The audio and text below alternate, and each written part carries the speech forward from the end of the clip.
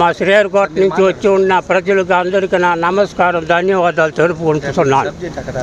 అయ్యా, మా శ్రీహరికోటలో మేము ఒక పక్షులాగా ఒక నీళ్ళల్లో బతుకుతూ ఉన్నాం. అటువంటి వాళ్ళు మన దేశ రక్షణ కోసం శ్రీహరికోట రాకెట్ కేంద్రం నిర్మించాలని అప్పటి ప్రధాని ఇందిరాగాంధీ గారు విక్రమ్ సారాభాయ్ చేత ఈ స్థలాన్నంతా సర్వ్ చేసి అప్పుడు కాసు బ్రహ్మానంద రెడ్డి ముఖ్యమంత్రిగా ఉన్నారు. అప్పుడు ఇది మీకు అన్ని సౌకర్యాలు మేము చేస్తాము, ఇది దేశ రక్షణ కోసం స్థలాన్ని మీరు ఇవ్వండి అన్నారు. సరి అని ఇచ్చినాము. మరి మాకు సరైన కాంపిటీషన్ ఇవ్వలేదు.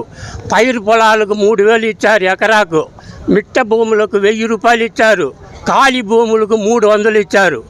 అంతవరకే ఇచ్చారు. కానీ అక్కడి నుంచి మమ్మల్ని లేపి ఇక్కడ తీసుకొచ్చి అగ్రహారం 5 సెంటర్లు ఇచ్చారు మాకు. తొండూరు, అగ్రహారం, నమ్మిలిమిట్ట అగ్రహారం, నెలబల్లి గేటు, బుచ్చిరెడ్డిపాలెం, తలమంచి, ఈ 5 సెంటర్లో మాకు భూములు ఇచ్చినారు. వాళ్ళు ప్రభుత్వం ఏమి చెప్పిందంటే అప్పుడు మీకు పొలాలంచి మేము క్లియర్ చేసి వ్యవసాయానికి తగినట్టుగా మేము చేసి మీకు ఇల్లు కట్టించి చేస్తామని చెప్పారు. కానీ అది వాళ్ళు చేయలేదు. గవర్నమెంట్ తీసుకొచ్చారు, 10 సెంట్లు ఇంటి స్థలం కొలిచి ఇచ్చారు, అడవిన కొలిచి ఇచ్చేసి వెళ్ళిపోయారు. మాకు అక్కడ పెద్ద బిల్డింగులు లేవు, అన్ని పూరి గుడిసెలో బతుకుతూ ఉన్నాము. మాకు ఆ పూరి గుడిసెకు 1,000 రూపాయలు, 1,500, 2,000 ఇచ్చారు.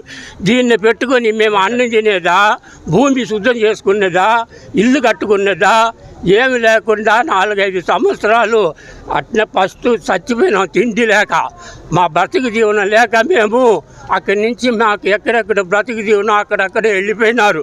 మేము ముస్లింలు ఒక 15 కుటుంబాలు మాకు ఇచ్చినారు. ఇంటి స్థలాలు పటాకాయితే కూడా తెచ్చి ఉన్నాను. అదే ఉన్నారు. వీళ్ళకి చదువు ఏమి లేదు కాబట్టి ఇంటికి ఒకరికి ఇక్కడ ఉద్యోగం ఇవ్వాలని కలెక్టర్, అప్పుడు శంకరన్ కలెక్టరు, నెల్లూరు జిల్లా కలెక్టరు, ఆయన దగ్గర ఎదురుకుండా సంతకం పెట్టి రిపోర్ట్ రాశారు. కానీ ఆ పద్ధతి చేయలేదు. మాకు ఎవరికి సరిగా ఉద్యోగాలు ఇవ్వలేదు.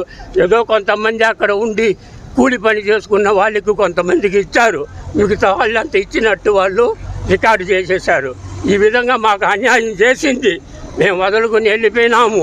మా పెద్దలంతా చచ్చిపోయినారు, మా పిల్లకాయలు ఉన్నాము. ఇప్పుడు ఎవరు లేరు.